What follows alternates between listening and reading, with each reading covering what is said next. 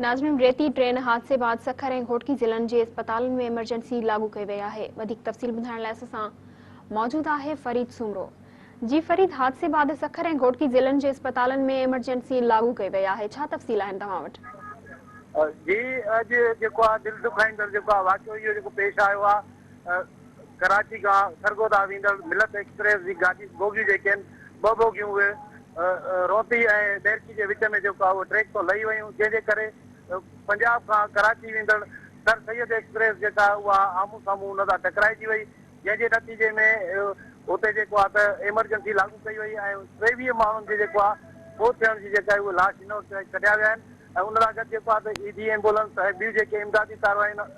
Rangers वारा हुते पहुची विया आहिनि, जेके इलाइक़े खे जेको आहे घेरो करे ज़ख़्मनि ऐं फोतनि जो जेको आहे उहो कढी रहिया आहिनि। ऐं उन सां गॾु जेका डीएस सां असांजी ॻाल्हि ॿोल थी, डीएस तारिक लतीफ़ी सां, उन ॿुधायो त इहो वाक़ियो जेको आहे त 2:45 बजे जेको आहे उहो पेश आयो आहे, जंहिंजे करे जेको आहे अंधेरे जे करे जेको आहे त इमदादी कारवायूं जेको आहे उन में ॾुखियाई थिए पई ऐं नेटवर्क जो बि जेको आहे इशू आहे, जंहिंजे करे जेको आहे केविलिटी ऐं जेका फोतगिन जो अंग आहे उहो वधी वियो आहे। ऐं उन सां गॾु जेको आहे मां इहो बि ॿुधाईंदो हलां त